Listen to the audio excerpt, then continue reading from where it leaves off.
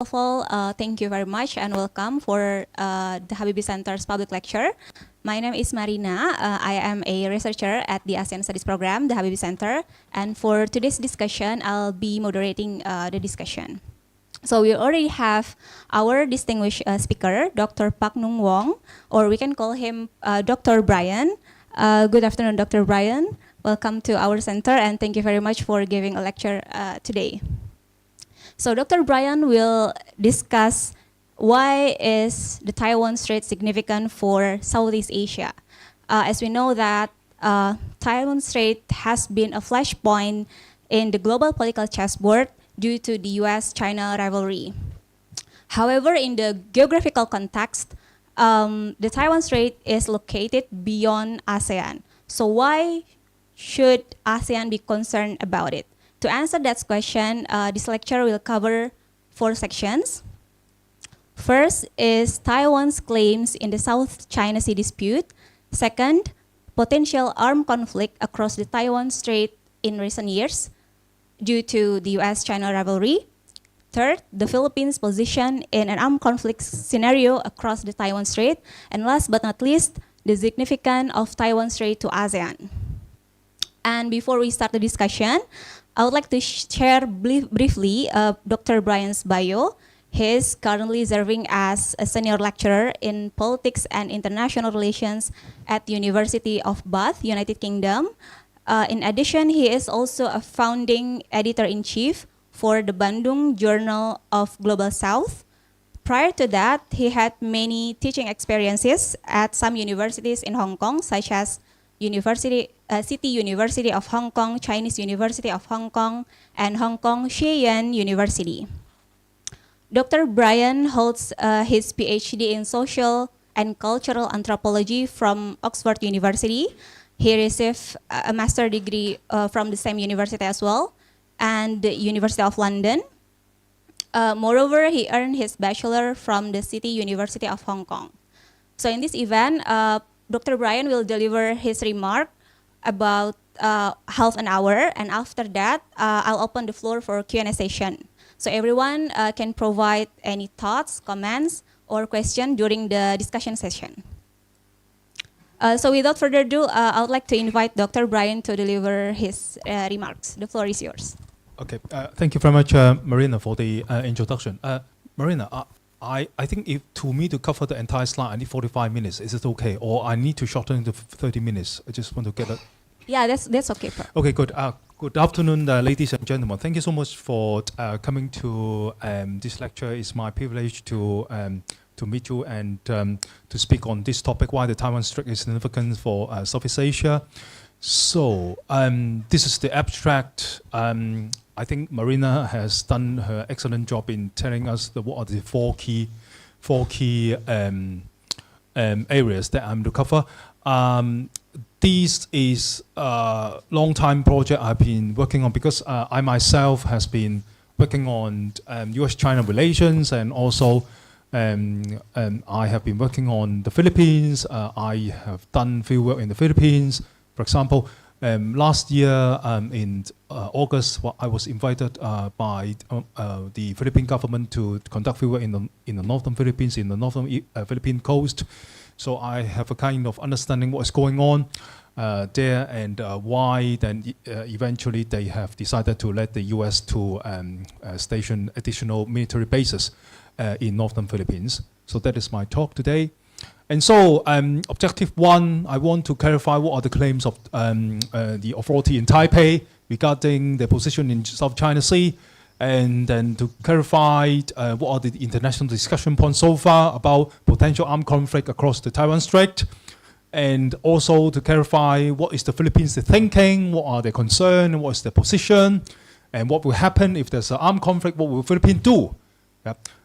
So finally is to defend the position that I think that Taiwan Strait is significant to ASEAN and Southeast Asia, despite the Taiwan Strait is not under the jurisdiction of ASEAN, but this is significant for ASEAN strategically. So Taiwan, under the government of Republic of China, maintains its historical claim to all of the South China Sea islands, which are also being claimed by PRC, by Beijing, by Vietnam, the Philippines, Malaysia, and Brunei. So up to date, Taiwan controls de facto, I'm talking about administrative and military controls, of 3 geopolitically significant islands and reef. Number 1, Pratas Island. Number 2, Taiping Island. And 3, Zhongjiao Reef. Okay, so I'm going to talk about each of them, yeah, so that we have a kind of sense geopolitically what's the position of Taiwan in South China Sea. Now, okay, Pratas Island in Chinese is called Dongsha Qundao. So it is administered by Kaohsiung city government of which is the southern, the most southern city in Taiwan, Kaohsiung. But at the same time, it's claimed by Guangdong provincial government of the People's Republic of China. It's considered geostrategically sensitive because more or less it's the middle point, as the map show you. Yeah, 410 kilometers from southern Taiwan, 320 kilometers from Hong Kong, and northern Philippines, 490 kilometers. Around that area, you can only find the island. So this is sort of more kind of permanent aircraft carrier, we could say that, yeah, in the sense that it is very significant. So because it's very significant, because if you want to enter the Taiwan Strait from the South China Sea, more or less you need to pass it. And so as of 3 years ago, about 500 Marines from Taiwan stationed there. And according to sources, they are underground military facilities and also underground bunkers, yeah, being maintained. And PLA military exercise were perceived to be in recent years to cut off the supply line between the Taiwan island and also the Pratas Island. Yeah, there was the perception, yeah, because if there is a conflict across the Taiwan Strait, then the Pratas Island would be affected. Yeah, because Pratas Island is controlled by Taiwan, so naturally the PLA would consider to take control of the Pratas Island. Yep. Second island, Taiping Island, Idoaba or Taiping Dao. Now, in Spratly Islands, this is in terms of size, is the largest island in the Spratly Island. So this is significant because it's already the largest one. And it was controlled by, again, Kaohsiung city government currently, and they have military facilities on that. As you can see the map, yeah, they have aircraft runway, and there are also other facilities, military facilities there. Yeah. So in 2019, the Philippines won the case against the PRC on under UNCLOS, yeah, disputing all the claims that the PRC were claiming across the entire South China Sea. After the Philippines won the case, actually the Taipei authority, they also rejected Philippines' claim and case. Yeah, so I think this is significant. Yeah. Finally, Zhongjiao Reef, yeah, or in Vietnamese Bantan Reef, or in English is Center K, it is actually a reef. It's not an island. So there's no people living there. It's not that habitable, but it's because it's so close to Taiping Island, yeah, the previous one. So the Kaohsiung city government and the Taiwanese Coast Guard regularly patrol on it, and they just land on it, like the picture down there, yeah. And at the same time, it's claimed by the Philippines, Vietnam, and the Beijing government, yeah. Okay, so the 3 of them. Now, we move on to Beijing's official position towards Taiwan. 2 years ago, the Western media talked about the chance of cross-strait armed conflicts, and then they're talking about kind of picture when will Beijing decide to invade Taiwan. By the end of the same year, the Chinese Communist Party, they passed the 3rd historical resolution, which is a very important piece of document, kind of consensus within the Chinese Communist Party. And they prioritized Taiwan unification as under one country, two system framework, and emphasized united front work as the main unification strategy. Yeah, united front work. Yeah, it is.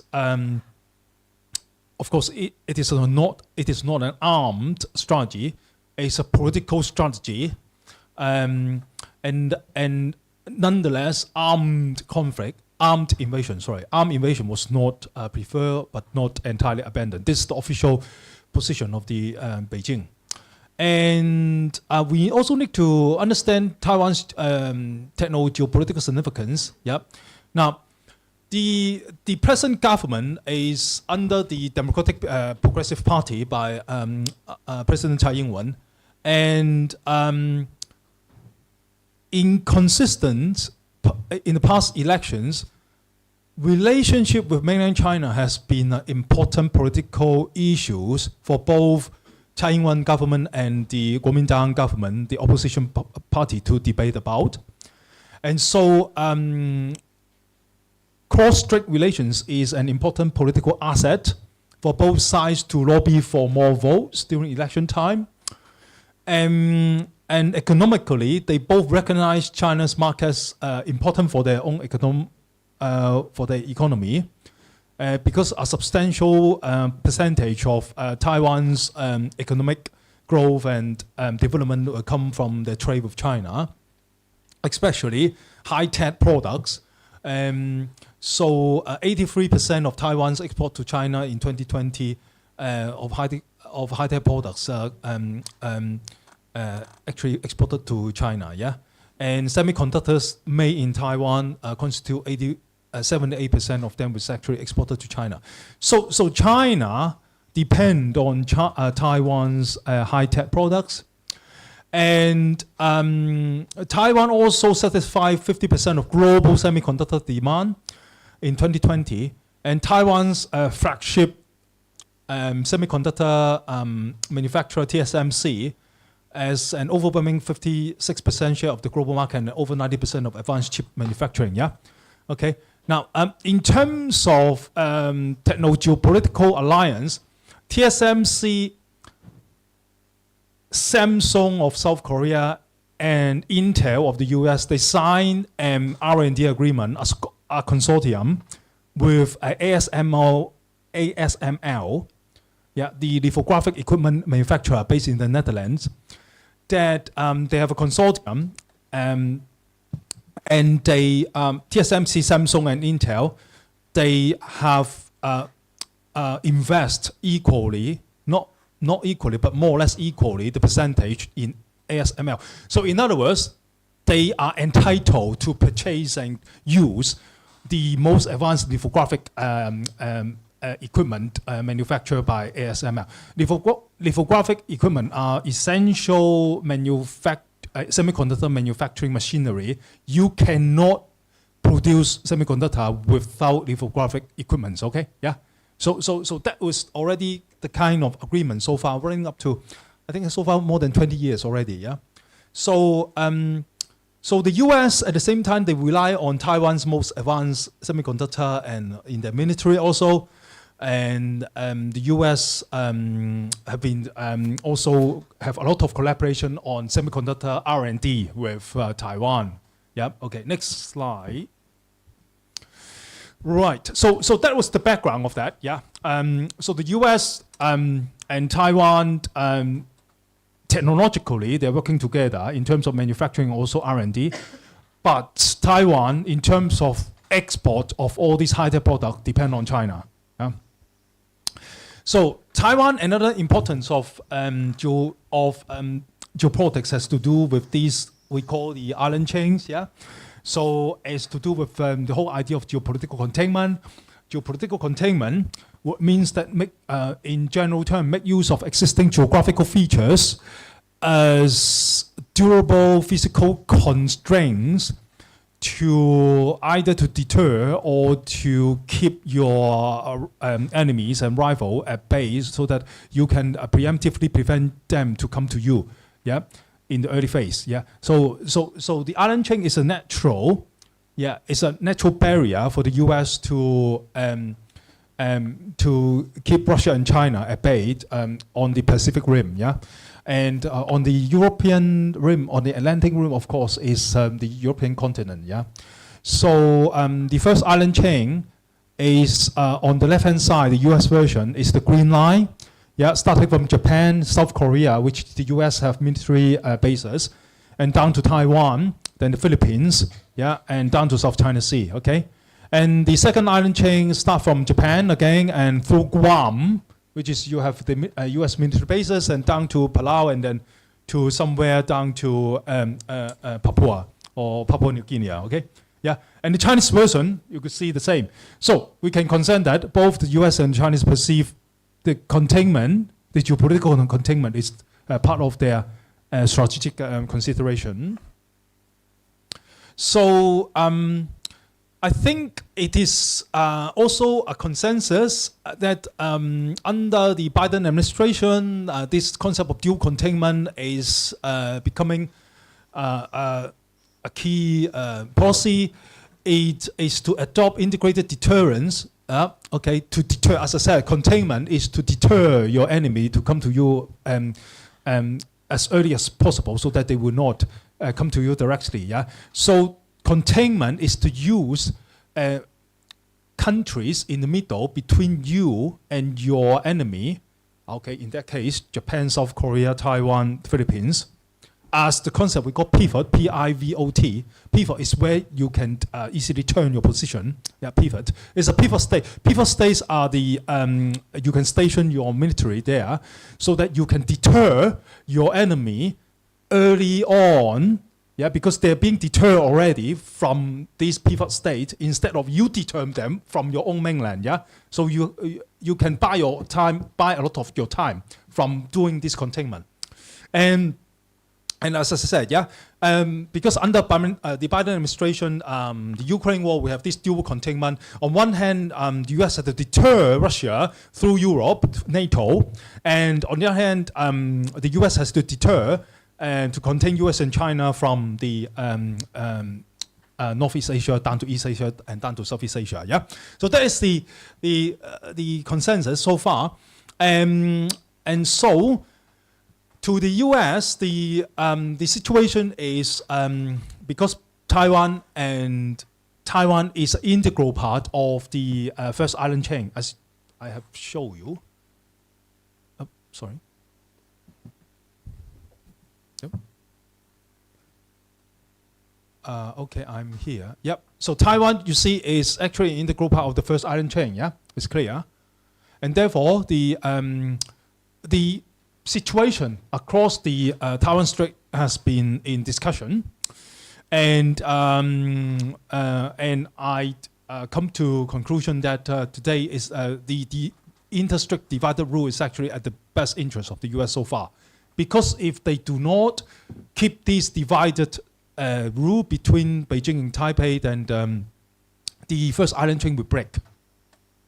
There's no more, because Taiwan will be unified by China, then the first island chain will basically break down. Yeah, that means China would take Taiwan and would directly go into the Pacific Ocean. There's no more intercepting point. Yeah, that was the idea. Now, Taiwan's internal debate about all this is, I think we summarize into a few positions. Yeah. For Taiwan, because economically they are dependent on China, although technologically they are most advanced, they also depend on the US, then they would naturally think about how to keep up China's dependency on Taiwan high-tech products so that Beijing will not easily take up the options of invading Taiwan by force. Because I hold the thing that you want, it's stupid for you to attack me, because if you attack me, that means you were destroying what you want, right? Now, that is the logic, okay? And so, keeping up the high-tech level would enhance Taiwan's security, okay? Now, then the second position, I think the second position is not incompatible with the first position, because the US, there's some of the US military scholars, they propose this broken nest strategy. They say that in extreme circumstances, if Beijing decided to invade Taiwan by force, because Taiwan control high-end semiconductor technology desired by the US also, in worst case scenario, unfortunately, the US has to destroy Taiwan so that it will not fall in the hands of China. Yeah, what is worst case scenario? But this is a strategy still. It's kind of scorched earth a strategy they call the broken nest, right? And of course, this kind of strategy is not well received by people and government in Taiwan. They think that this is not good for them. This is against their interest. So I think the Taiwan government and the business, they decided they have to keep up their technological high-tech level, so that is the way to protect themselves. Yeah. And the U.S. position has evolved also. From the 1970s, since Nixon rubbed the nose with Mao, and before 1970s, Taiwan, the Republic of China, is actually the permanent member of the Security Council in the United Nations. Yeah, and because the U.S. changed the policy to recognize China, Beijing, instead of Taiwan, so Beijing became the permanent member of the UN Security Council in the 1970s. And of course, why? Okay, simply speaking, because the U.S. decided that it is better to side with China to get rid of the Soviet Union. Yeah, because they see that the Soviet Union is the primary threat. And therefore, strategically and just a tactical alliance, they need to line up with Beijing. And then because of that arrangement, so they recognize China's position in the UN, but Taiwan, the Republic of China, is out from the UN. Yeah. Okay. So, what is this strategic ambiguity? So from there on, the notion of strategic ambiguity is already in the U.S. mainstream policy towards Taiwan Strait. What does it mean? It's like playing a poker game. Yeah. You keep your card onto your chest. You don't let both Beijing and Taipei know what is in your to your card. And because at that time, Taiwan has not abandoned the policy of reinvasion of the mainland, as same as Beijing did not abandon the policy of invading Taiwan. So both sides can adopt aggressive armed campaign against each other. And for US, this is something they do not want. So therefore, they adopt this kind of strategy ambiguity. Because I am military, I am more superior, and I'm superior than you, Taipei and Beijing.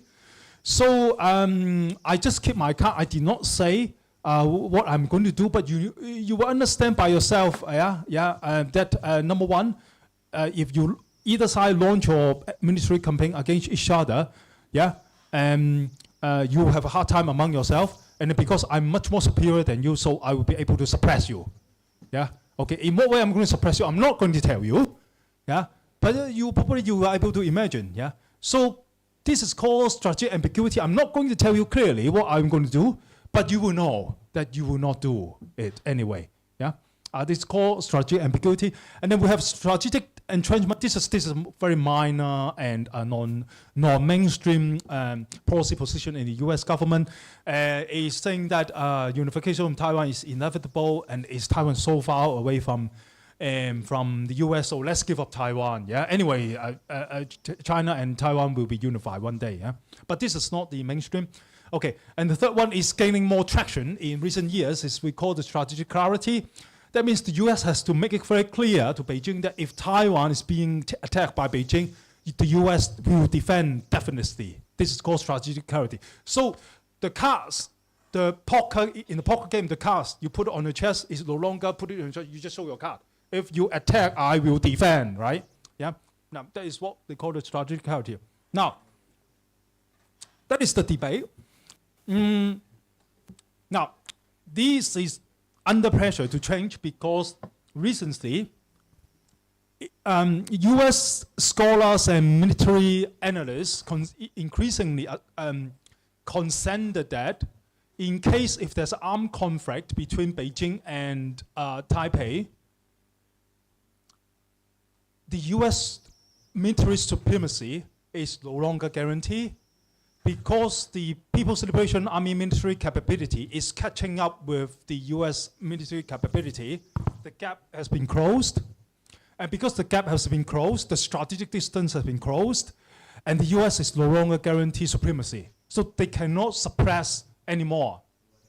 Yeah, I think that is the gist of the situation. So the deterrence capability has been somehow undermined and weakened and lost. And so it stirred up more kind of debate about what they're going to do with this strategic ambiguity, because the assumption of strategic ambiguity is that you have the military supremacy over the both, but actually you lost it already, yeah? So it's not going to work anymore. So what is it then, yeah?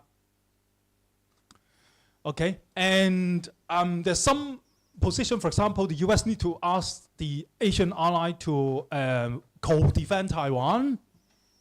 Yeah, but then it's very complicated because, for example, for Australia, they're saying that under the treaty signed with the US, there's no clause saying that we have to defend Taiwan. And actually, because they honor one China policy, defending Taiwan is against their legal position, okay? So it's very complicated. And for some other allies, they would say that also Japan and South Korea, they say that are we really want to go to war with China just because of Taiwan? So they have different opinions, yeah?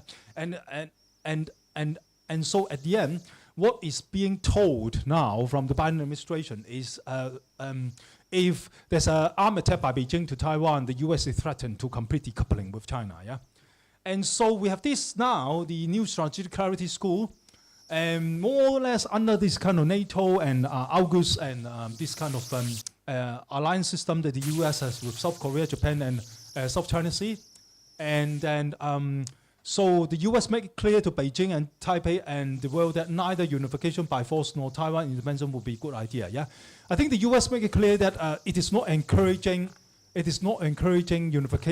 independence of Taiwan, but it still maintain the position that divided rule across the Taiwan Strait is most desirable for the US. Yeah, okay.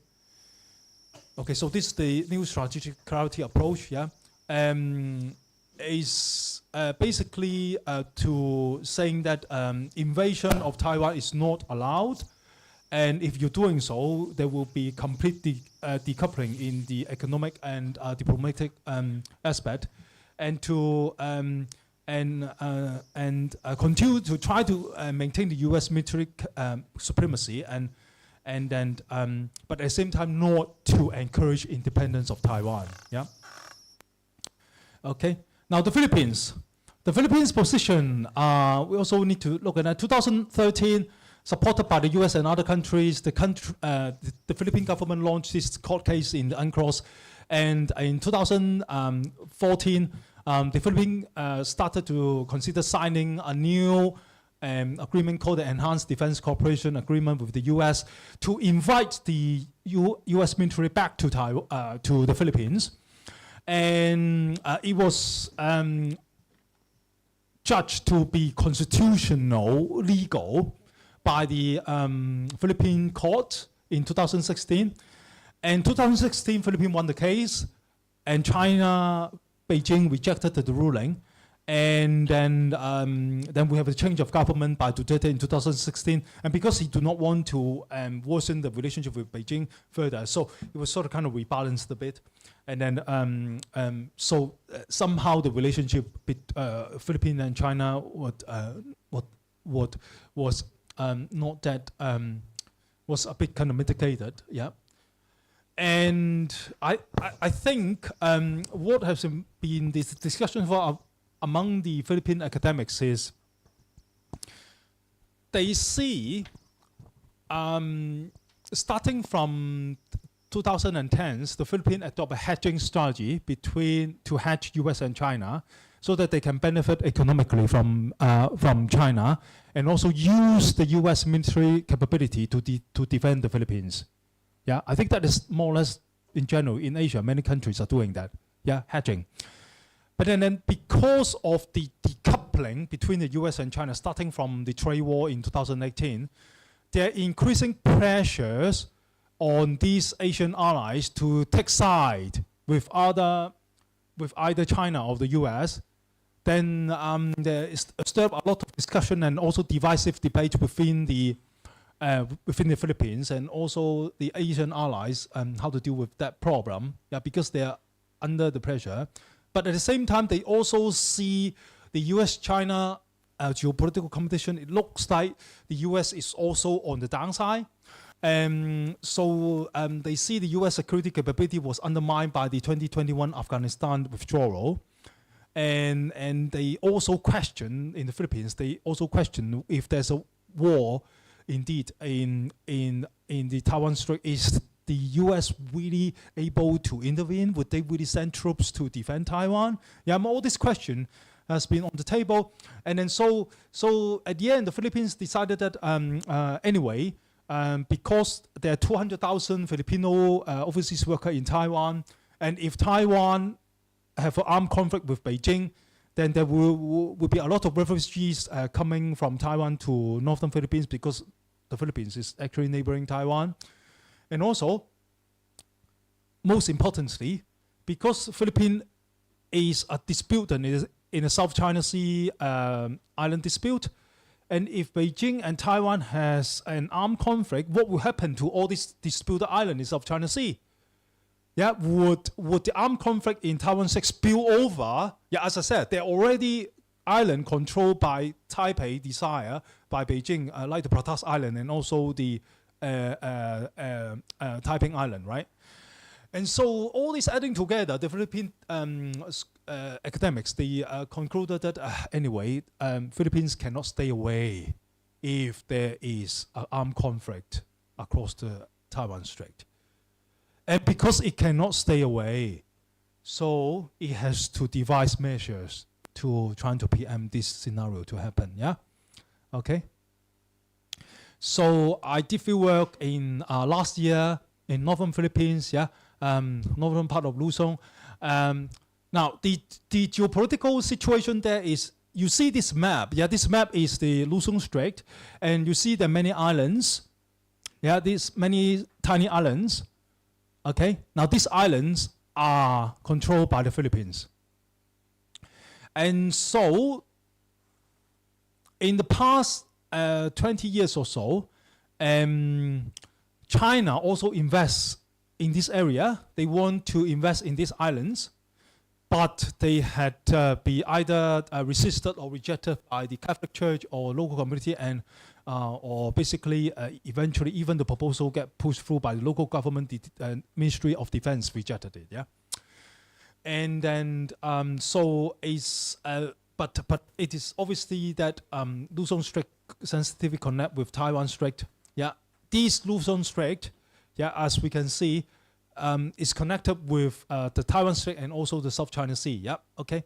So and under the Luzon Strait, there are also submarine cables, sea cables, for all sorts of kind of communication purposes. So.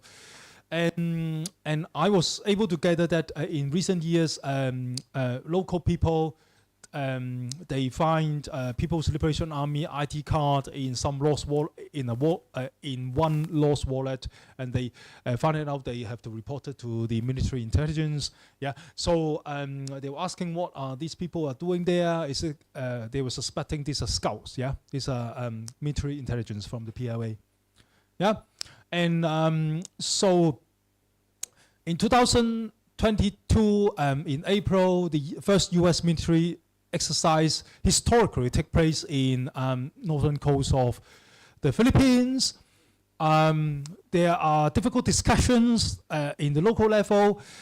Some officials, they reject, they oppose the military drill between the U.S. and Philippine military. But for the civil society, especially the Catholic Church, they supported that actually. And at the same time, proxies or Chinese companies or their representatives, they try to donate to the church. Yeah, and there's a raised question about integrity and other moral issues among the local communities. Yeah, so so because of all these difficult debates, the first military drill in northern Luzon in April 2022. Yep, they decided not to test a certain weapon system, for example, the HIMARS missile system. Yeah, they decided not to test them. Yep, but obviously that's to do with the dynamics across the Taiwan Strait, and I think the Philippine government and the U.S. government, they somehow think that doing this kind of military exercise is somehow also a signal of deterrence. Okay, so just this year, then we have 4 more new bases coming in. The red one are announced by the present administration of Marcos Jr. 3 of them is in northern Luzon. Yeah, okay. 2 of them are coastal, and 1 of them in Palawan. Yeah, okay. And so adding of them, there are 9 of them. Yeah, so we can see these positions there. And this another map. No, altogether are 9. And then these agreements just think that the U.S. and the Philippines, yeah, they can store equipment or they can do whatever they both sides agrees, yeah. And is to issue deterrence, yeah. Okay, so is it the complete picture? The complete picture, I would say that the complete picture economic is also a bit kind of interesting and complex. The Philippine government, they found out that in 2020, China's official development assistance to Philippines was only 2%. And Japan and South Korea even contribute more than China. And in last year, September, Marcos Jr. visited the US, and the US promised investing $4 billion to Philippines, but actually much lower than Indonesia promised and Singapore's promise here, if you look at the statistics. So the Philippines also realize what's going on. Yeah, I mean, we are economically, yeah, China is important for the Philippines. Security-wise, the US is important to the Philippines. But look at the real picture on the ground. Is the US and China really delivering economically? Are they really that helpful? Yeah, big question mark. And then then the Philippine government start to think, so then what is the picture? Yeah, and then now this is the picture. Yeah, we used to believe. I mean, this is the picture. We used to believe from 2010 2014 in terms of trading partner. Now that is the trend before. Trade dependence on China are shifting. No, sorry, trade. Asia's East and Southeast Asia, including Australia's trade dependence with the US, is shifting to trade dependency with China. That's what we used to have, the trend, up to 2014. But this trend seems to have changed. Okay, there's a piece of research done. We find out that based on ASEAN statistics, yeah, open data, we find out that actually ASEAN 5, Singapore, Thailand, Malaysia, Indonesia, and Vietnam, they contribute 84% of ASEAN GPT growth already. And then from 2019, and then these ASEAN 5, the biggest 5, contribute 90% of ASEAN total trade and investment volumes. So it looks like ASEAN regional economic growth was largely internally driven. And okay, then China, what's China part? Yeah, if we counted China, Hong Kong, Macau contribute 20% of ASEAN 5 trade volume. Yeah, and in 2019, it only increased 1%. And in 2015 to 2019, ASEAN partner, yeah, Japan, South Korea, Thailand, and Australia led ASEAN 5 trade volume growth increased from these 143 billion to 741 billion. It was quite big. Yeah, and in 2009, Greater China contribute 543 billion to ASEAN's 5 trade volume, which was less than the Asian partners. Yeah, and so how about the US and the EU? Now, I mean the NATO countries. Yeah, they contribute 90% of ASEAN 5 trade volume. And in 2009, it only increased to 21%, so slight increase. Okay, this is important. So I think I argue and I am saying there is an increasing ASEAN consensus on what is meant by the economic shift now to ASEAN, seeing ASEAN as the center of gravity of global economic growth, fine. But at the same time, ASEAN intra-regional trade is increasingly important for ASEAN economic and regional security. Yeah. so that it will depend more on ASEAN themselves instead of depending on big power politics, on big powers. Yeah. From the statistic, it looked like that is the case, which is very interesting. And then I provide you further detail. Okay, since already I don't want to repeat the statistic here. That is the sort of kind of indication I got. And so that is the the general regional economic policy from ASEAN I got to effectively mitigate great power geopolitical rivalry, intra-ASEAN trade investment flows, and increase such kind of volume is actually at the interest of ASEAN, is at the best interest of ASEAN. So ASEAN become more autonomous and independent and become less subject to external influences. Okay. Yeah. Although interdependency is still important. Yeah. Because we cannot cut ourselves off from the global financial and trade flows. But in ASEAN centrality is actually essential for regional economic prosperity. Okay. So based on that argument, I would suggest that ASEAN centrality is important, and then. So ASEAN is doing the right thing, yeah, it looks like. And because now everybody look to ASEAN, ASEAN is the key engine of global economic growth. So everybody want to come to ASEAN to make business. And then how about the Taiwan Strait? Because Taiwan Strait is basically connected to Luzon Strait in the South China Sea. If we want ASEAN economic security to be guaranteed to maintain the economic prosperity of ASEAN, then naturally nobody wants to see there's armed conflict in the Taiwan Strait, right? And therefore, keeping the Taiwan Strait peaceful is also at the interest of ASEAN. And then, because of the U.S. and China's geopolitical rivalry, perhaps it's correct not to take side, with either side. But because of that, then the divided rule between Beijing and Taipei, the divided rule status quo is actually at the interest of ASEAN. That is what I think about. So this is the proposition to ASEAN. ASEAN economic prosperity and trade centrality is essential. Keep all these geopolitical choke points clear and peaceful. South China Sea, Malacca Strait, Sunda Strait, Lombok Strait, and Luzon Strait, and of course, much more. And to preserve the Taiwan Strait peace, then inter-strait divided rule status quo is indispensable. I just come to this point. And then unification. I understand unification between Taiwan and China is their own business, but perhaps from a kind of ASEAN security point of view, maybe not too quick. Independence, no, not an option at all, because Taiwan independence will disrupt.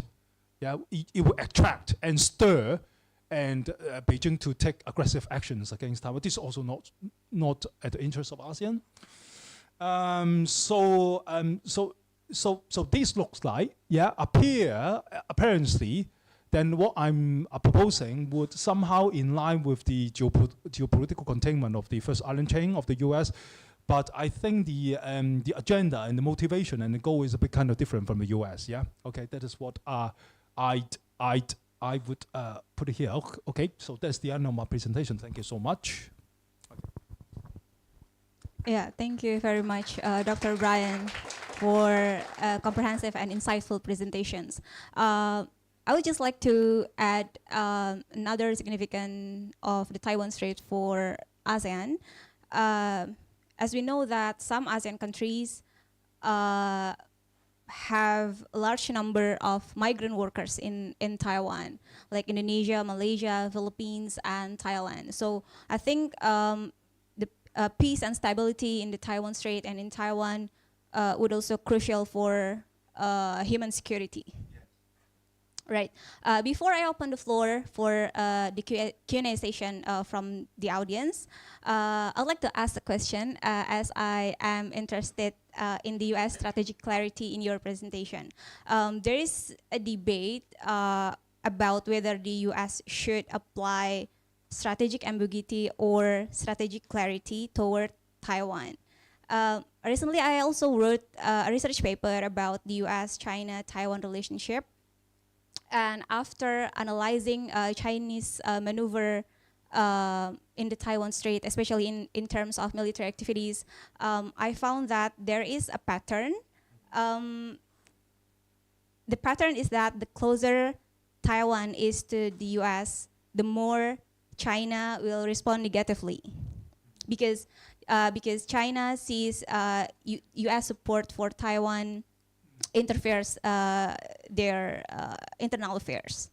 So if you say that the U.S. strategic clarity would be a better approach for Taiwan, my question is to what extent the U.S. will provide its support to defend Taiwan? I mean, in terms of direct, whether it should be direct military intervention or indirect military intervention, like the provision of arms, intelligence, or logistics. And my another concern is how quickly U.S. assistance will come if China invades Taiwan. Yeah. Because the existing document called the Taiwan Relation Act, or TRA, didn't stipulate about this matter. So I would love to hear your perspective on this. Marina, thank you so much. I think I agree with you. The new strategic clarity, in this new strategic clarity of the Biden administration, there's still an area of strategic ambiguity.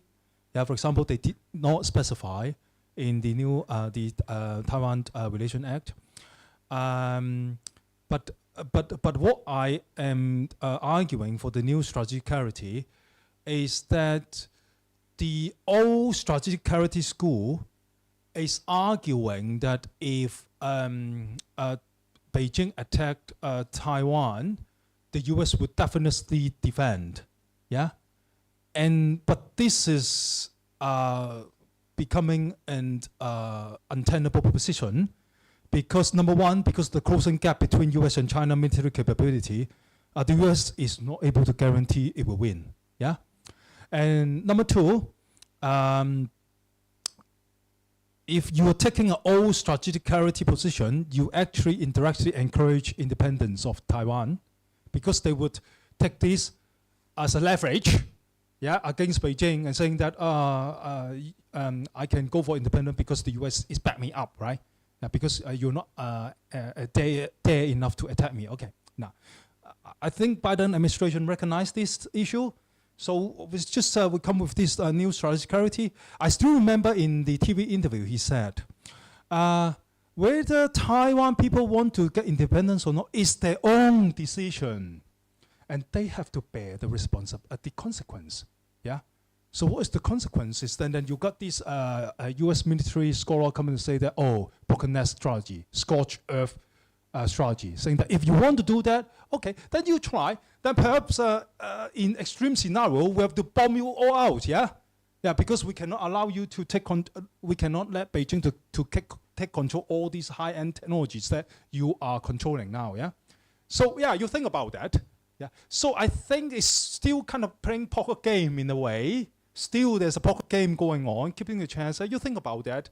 Yeah, I'm not going to scare you, but actually I'm scaring you. Yeah, and then so this kind of I think yeah, it's interesting. I'll think about this new strategic clarity, because I do not want to give the impression that the Biden administration is actually encouraging independence. No, he's not. Yeah, so it's kind of a fudge version of strategic clarity. Yeah. So now, I think regarding your question about whether they will the U.S. military is really able or willing to come to aid Taiwan. Yeah, I think it's very hard to tell, because it depends on who win the next U.S. presidential election next year. And it also depends who win the next presidential election in Taiwan next year. I think things are in the flux. But so so far, so that is my answer to you. Thank you. Yeah. Yeah, thank you so much, Dr. Brian. Now, I'd like to open the floor for audience in this room. If you have any questions, please just raise your hand and mention your name and your institution. Please. Yes, please. Yes, thank you for the opportunity for deliver the question. Let me introduce myself. My name is Aryo Seno. I am from Republic of Indonesia Defense University, or in Indonesia is Universitas Pertahanan Republik Indonesia. Maybe my question doesn't directly relate to your public lecture today, but I would like to know your perspective about Taiwan defense industry.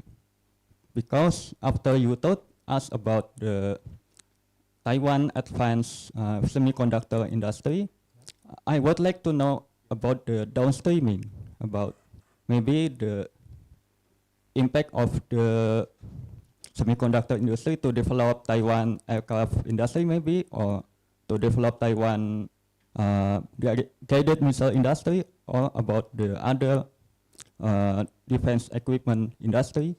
Please tell me. Thank you. Okay.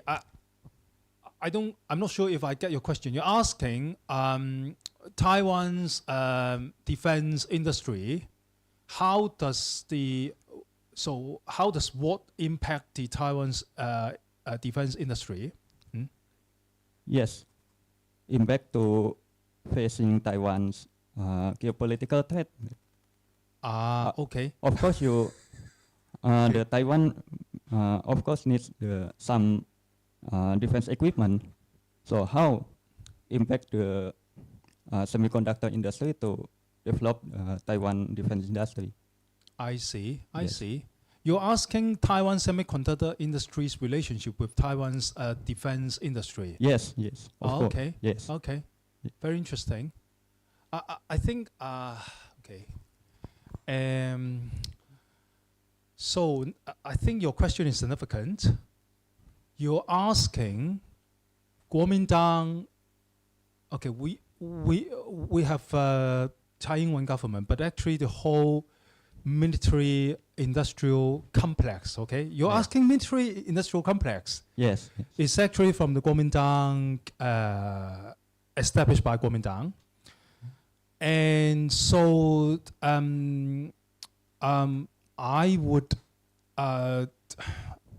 historically the Chinese industrial military complex is state-driven, yeah, and very statist.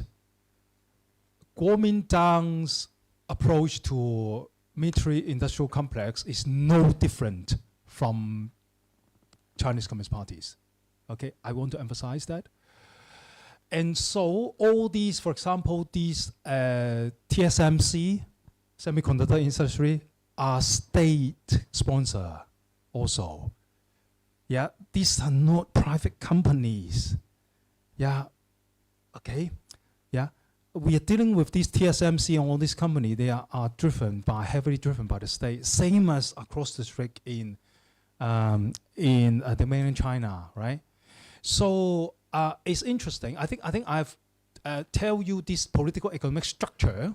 It's a kind of political economy, and so it would not go away from that this kind of structural relationship there.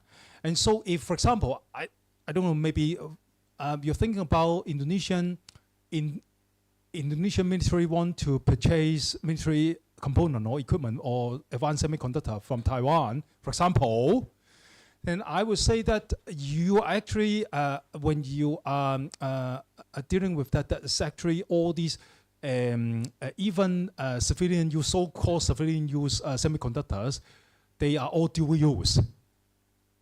Yeah, they're all dual use. Yeah, so I find this kind of dual use also kind of tricky because actually everything is dual use. Yeah, civilian use are all military use. Yeah, you cannot say that something is just purely civilian use. Yeah, and so I would, yeah, I think I would start to. I think stop here for a while. So see, it looks like you're going to have something more to say, right? Yeah. Yes, maybe your explanation is so clear to me. So the conclusion is there's no private defense industry in Taiwan. It's true. Sorry, saying out there's no. There's no private defense industry in Taiwan. Is there private defense industry in Taiwan? Yes. Okay.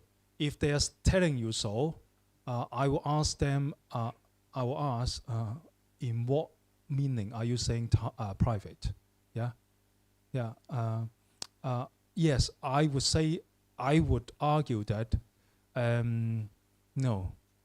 There's always a presence of state there. You cannot have a defense industry that just purely on private. You have to get the endorsement and license from the government, right? Yes, that's my question. Thank you. Okay. Okay. Thank you, Mas Seno. Is there anyone who wants to ask? Yes, please.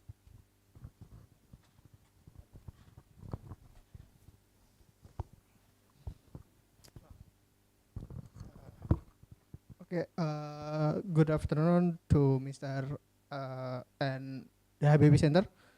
So for my question regarding the, my name is Iqbal from State University Syarif Hidayatullah, or better known as Win Syarif Hidayatullah in Ciputat.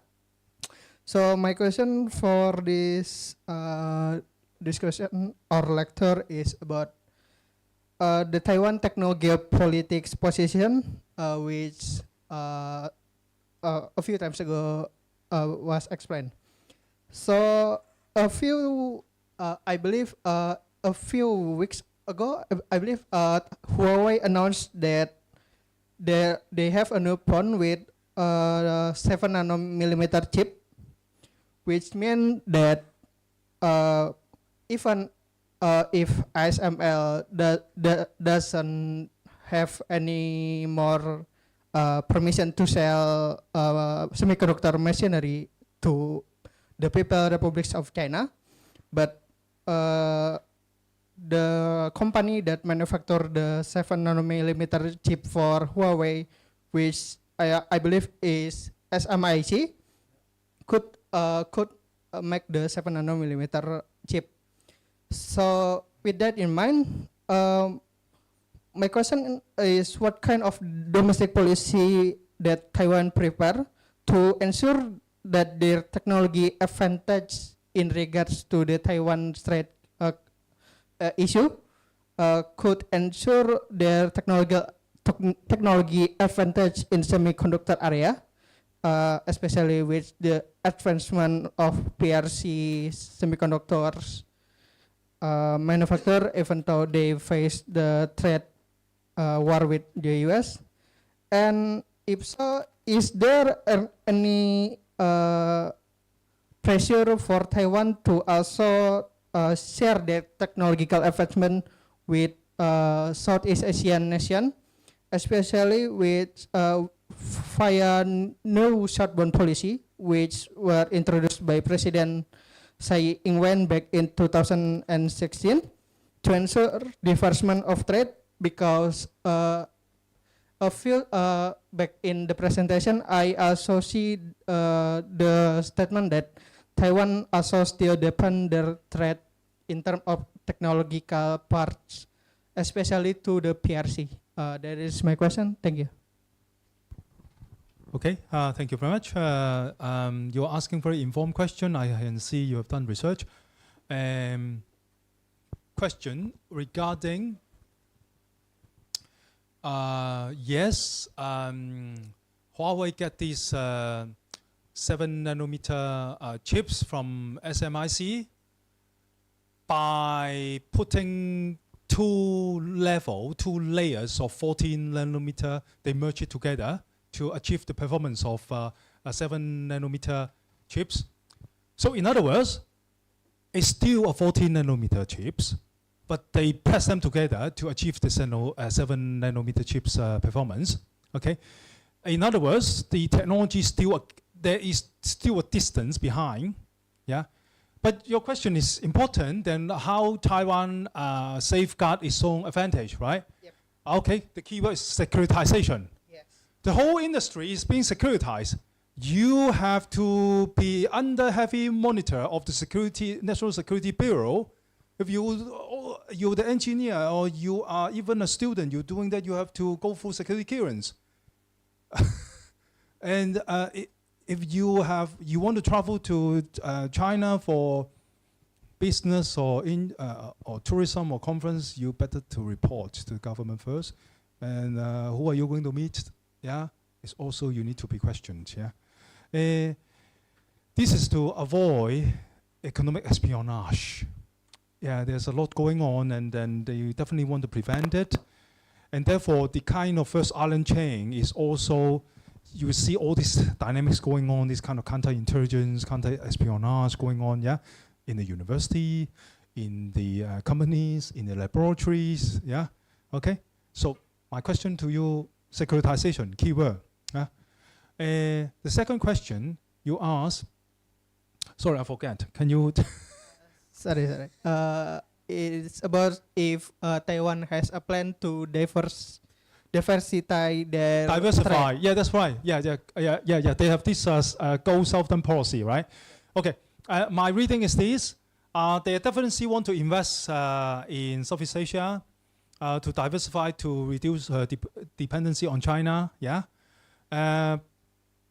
But it will also depend on the labor force and market readiness of Southeast Asia. Especially, I would say we still need to give some time to see if some of the high-end R&D and manufacturing capacity is going to be relocated to Southeast Asia or not, because they have to assess whether this relocation is, number one, is economically viable, and number two, is it security-wise is safe? Yeah, they want to see that. And at the same time, we need to know that because the US looks like it's also competing for that kind of relocation of industrial capacity under the Biden administration. Yeah, they want Taiwan to invest in high-end semiconductor plants in the US. Yeah. So I think all these dynamics are going on, and yeah. Okay, thank you. Right, thank you for the answer. Yeah, thank you, Mas Iqbal. Is there anyone? Yes, please.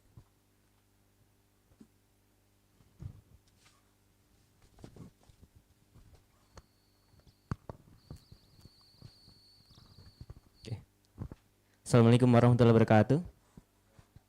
Okay, let me introduce. My name is Musliman. I'm from Goethe Institute. So here I wanna ask a simple question. Actually, I support a question from her. Okay. Number one, I wanna ask what is American rules in protecting or support defense to Taiwan or Taipei? Is that the rule from UN, United Nations duty, or personal interest from America? And then number second, what are the benefits for us from Indonesia of the issue of conflict between the both Beijing and Taipei or Taiwan? Or what benefit can we get from this issue for our country? Meanwhile, we have like in Timor-Leste, we have also, and then Papua New Guinea, Papua, that we can get back to our Indonesian. And the third, is there any impact when we support Americans' defense to Taipei, or in other ways, when we support to Beijing? Okay, that's all from me. My question, many mistakes I have done. I apologize to you all. Thank you. Okay, thank you very much. I think the U.S. Interest in the Taiwan Strait is geopolitical. Yeah. Yeah. So it definitely want to ensure the integrity of the first island chain. So Taiwan should not fall in hands into Beijing. Yeah. Yeah. About Indonesia interest, I think as I said, I think the hedging strategy so far is working. If it's not working, then how come the whole world is now saying that Southeast Asia is the next growth region? Yeah. Yeah. So the hedging strategy, I believe, is working, and it's working because it's also restructuring into the centrality of the ASEAN economy, so that you will not overly dependent on external powers and economic relationship. Yeah, yeah. So you make yourself the biggest growth and biggest market, one of the biggest market of potential growth in the world, and all these investment will come to you, and you do not side with any side because you want the money to come to you. Yeah, so it's better to stay away, not to take any side. The only side you take is with ASEAN. Yeah. Okay. Okay. So and therefore, I think for Taiwan Strait, as I said, China want to unify Taiwan. I would say it takes time. Yeah. If Taiwan want to get independence, then you think about the consequence. Yeah. Okay. Yeah. You just tell them to think about it. No, you're not saying that I don't support you. You don't. We don't need to say this kind of. We just you think about the consequence, and the other side want to unify it, and then you just tell them, oh, it takes time. Yeah, be patient. Yeah. Okay. Yeah. Okay, thank you. Thank you, Mas Musliman. Okay. Any other questions from the audience? Yes, please. Yeah, thank you, Brian, for the presentation. My name is Mabda, and I'm from the Habibie Center. You made a point that Taiwan, at the local level, they're trying to maintain a level of independence that would ensure that would act as a deterrent against Chinese threat. And I mean, if we look into recent development with Huawei Mate 60, as well as the potential of total tech block from the US, it seems that there's two contradicting trends. On one hand, you have China slowly catching up with how the Mate 60 is, it's all Chinese components, right? And at the other hand, we also have this rising tech protectionism on the side of the US.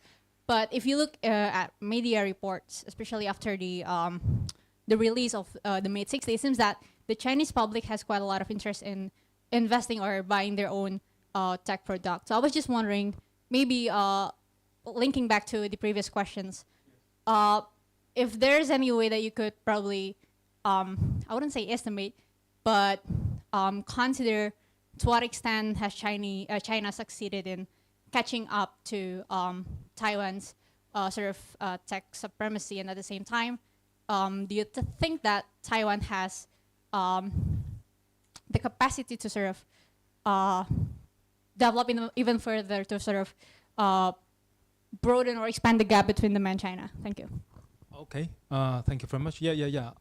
Thank you very much for reminding me that I think I didn't completely answer his question. Indeed, Beijing's policy is to achieve technological independence. Okay. I think this is very clear to everyone. They want to complete their own manufacturing and supply chain within their own territory, because they feel that they're being cut off by the US and the allies. So Beijing want to achieve technological independence, and so we have this the Mate 60 Huawei, yeah, which is indication of technological breakthrough that they managed to sort of kind of break through the stranglehold from the US. Okay, I think when I answer this kind of question, I would approach it from more kind of multi-country case study approach. Now, I don't have the answer, because stranglehold, putting technological bottleneck onto your competitor is not new. Yes, it is being done by the US on China, but before it was done by US and Japan, done by Japan on South Korea, and what they're doing it among themselves. Yeah, we call these frenemies. We are friends, but we are enemies at the same time because we are competing against each other, right? I I understand the importance to anticipate what will happen. China one day indeed achieve technological independence, yeah. But because the dynamics for China to achieve technological independence is not just competing of the US. It's also competing with South Korea, Taiwan, Netherlands, and Germany, France, and so on and so forth. Is it that really easy to achieve technological independence? Honestly, I have doubts. Yeah, yet they're trying to do so on only certain niche or domain. Yeah, for example, the 5G thing about Huawei. Yeah, sometimes this kind of announcement and news is political motivated because the government want to, for example, to show that they're doing the right thing and they want to show that they're strong and they want to win legitimacy. But in reality, I think technological interdependency has been forged for decades. And competitors, countries, not just US, China competing each other, but as I said, yeah, all these European countries, yeah, they're also competing against each other. Italy, France, Germany, Sweden, and also so this is a much more complex picture. Therefore, I would say if I need to answer the question more prudently and more empirically grounded way, I would need to conduct a kind of multi-country case study to show how different countries deal with different kind of technological bottlenecks so far and how they deal with that, and then instead of trying, I'm trying to avoid the kind of media-driven narrative so far. Yeah, I hope I'm making sense. Yeah. Yeah, thank you, Mapda. Now we also have questions from YouTube, from Sharon Azriel. She is asking, why has Taiwan's diplomatic approach to Southeast Asia countries so far focused more on economic dimension than other dimensions? Because the Republic of China, represented by Taipei government, is not a UN member. And because Southeast Asian countries, they are obliged to commit to one China policy. So for Taipei authorities to approach Southeast Asia, it has to focus on economic and cultural relationship. Because when you touch on political relationship, we touch on one China policy, which Southeast Asian country would definitely tell Taiwan that, oh, sorry, I can't help you with this. Yeah, because Southeast Asia countries do not want to have conflict with Beijing. Yeah, thank you. Another question from Farah. How would you consider Vietnam's enhanced partnership with the US in your analysis? Interesting. I'm not a specialist in Vietnam, so I do not want to overreach myself. But I would say, based on what is going on in the South China Sea, and actually, if you count the number of the disputed islands and the reef, which country in the entire region have the highest number of reef and islands are being controlled is actually Vietnam. Yeah. So I think it's at the interest of Vietnam also trying to use US to hedge against China. Technologically, the Vietnamese Communist Party is very clear. From as far as I know, from when we have this 5G technological launch, Vietnam is the only country in Southeast Asia. Perhaps Singapore is it, but Singapore say it in a different way, in a nicer way. Vietnam is saying that they will not use Huawei. Yeah. Vietnam exclude Huawei from the beginning, but for the reason is not that they do. They are not saying that because we don't like China. They are not saying that, but they're saying that because Singapore want to develop our own 5G technologies. Yeah, now that is what they say and what is their approach. Unlike Indonesia, Philippines, Malaysia, Cambodia, and most of the ASEAN countries, they use a multi-vendor approach. They use Huawei, but also Ericsson and Samsung, and also that one from Finland is Nokia. Yeah. Okay. Yeah. Okay. So So I think Vietnam's security position is a bit different from. Also, I recognize the difference, and I'll look into it. Thank you very much. Yeah. All right, thank you. Is there anyone from here who wants to ask? Yes, please.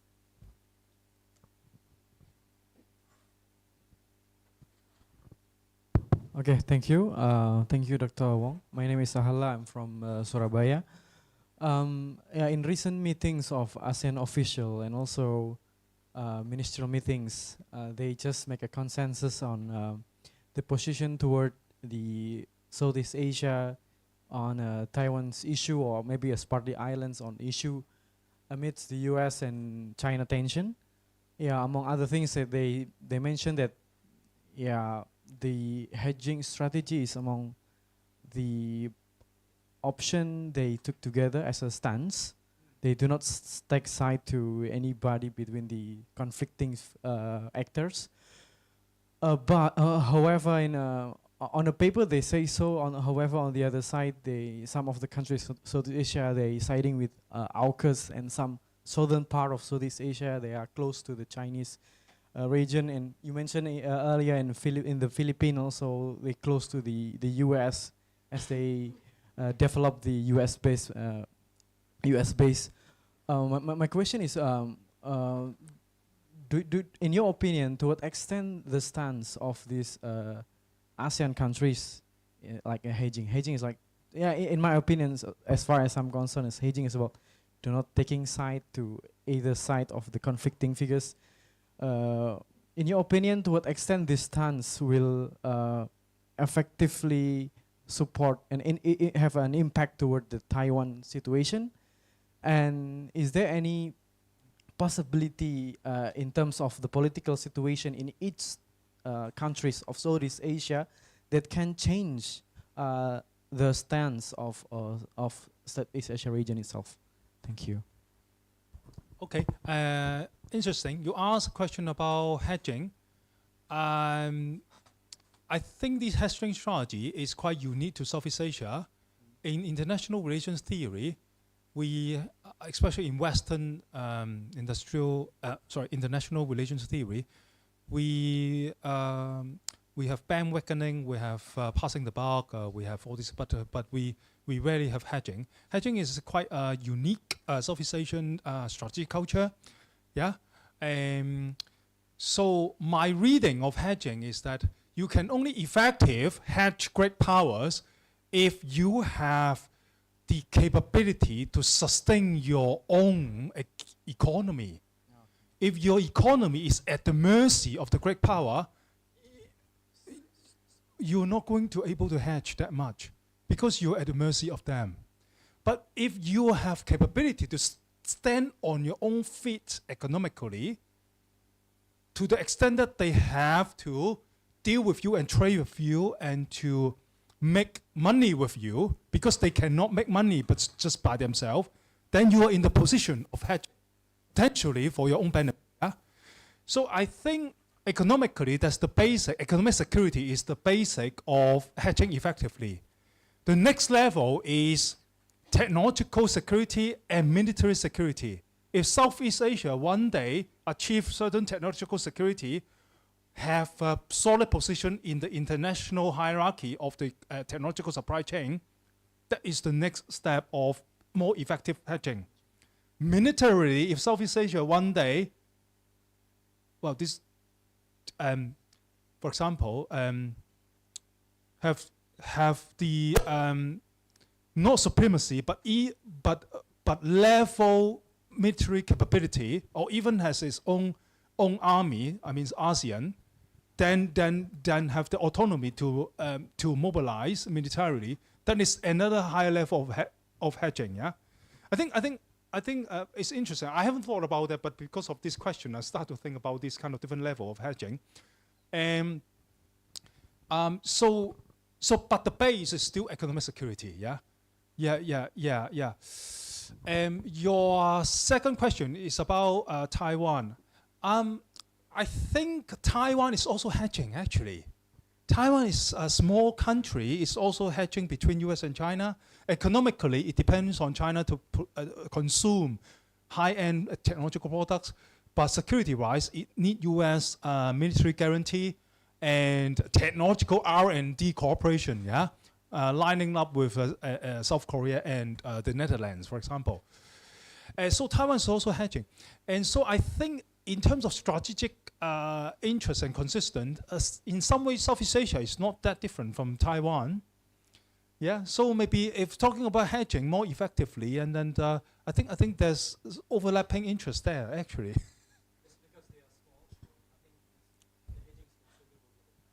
Yes, because they're small, but if you're small, you still need to be strong to stand on your own feet. If you're weak economically, I don't think you will be able to hedge.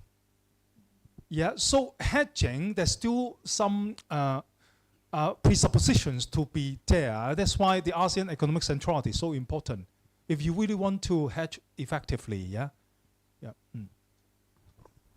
Right, thank you, Mas Ahla.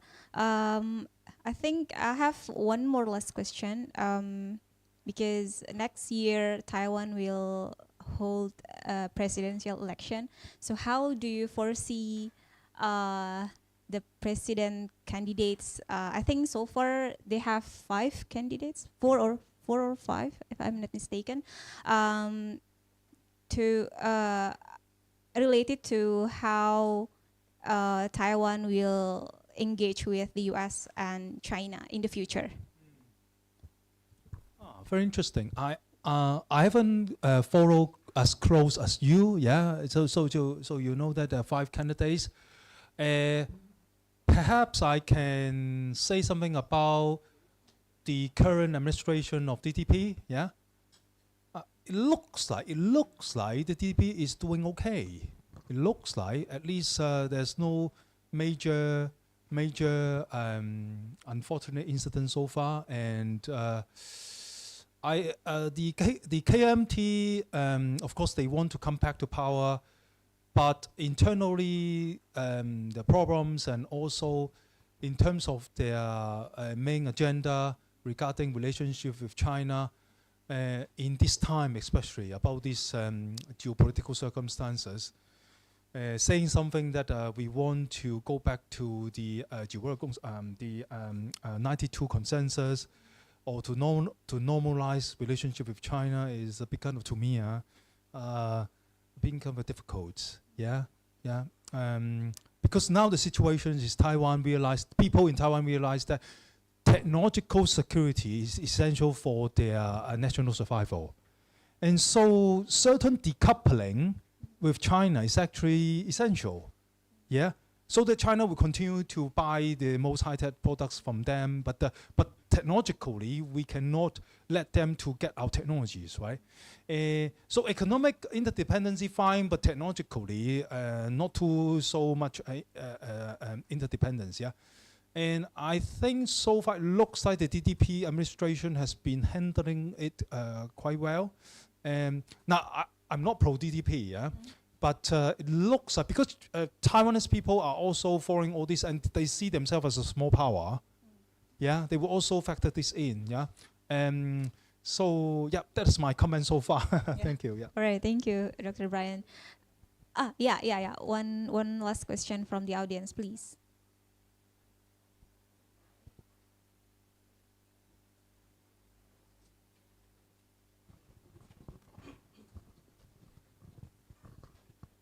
Good day all.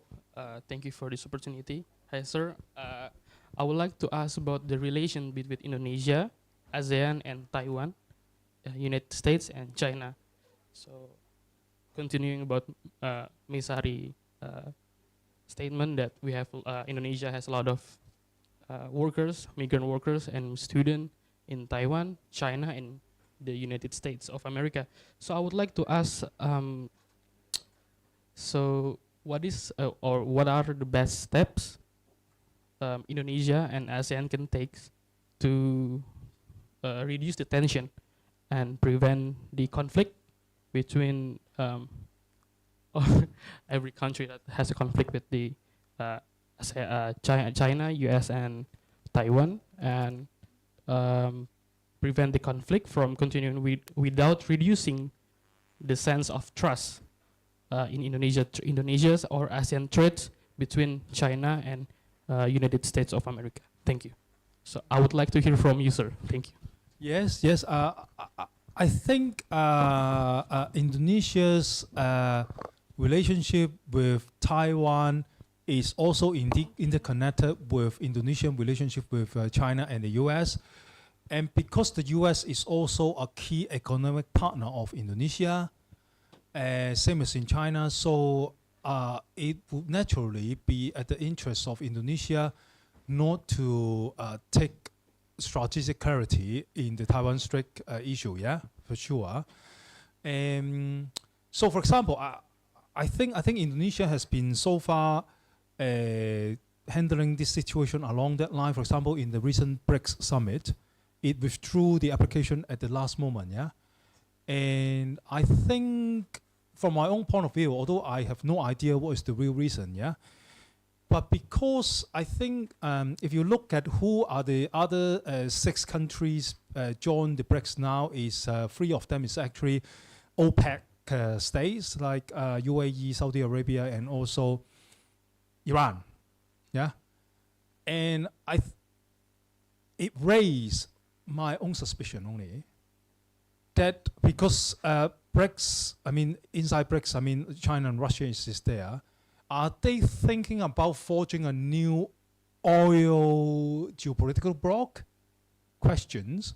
And because both of them are pushing with other countries, pushing to de-dollarization, so it will also raise the eyebrows of Washington, D.C. So I can understand why Indonesia decided to pull it out at the end, because it also want to maintain a good relationship with the U.S., yeah? And Indonesia did not say that I will forever not to join. No, we still consider to join, but we'll see. Yeah, to me this is reasonable. Yeah, yeah, and so I would agree, because this also kind of hedging, because hedging does not only limited to hedging between 2 powers, but hedging could be hedging multiple powers and even among blocs. Yeah. Okay. Yeah. Thank you. Yeah, thank you. I think due to time constraint, we have to conclude our discussion today. So the Habibie Center would like to thank Dr. Brian for sharing your insights, and for the audience who taking actively participate in the discussion. Lastly, I would like to inform you that the Habibie Center will organize a Talking ASEAN seminar next Wednesday. We'll talking about the 43rd ASEAN Summit results. So if you are interested in participating this event, you can register yourself through the RSVP link on the flyer. You can join in person like today's forum. So once again, thank you very much for your attention, and see you next week.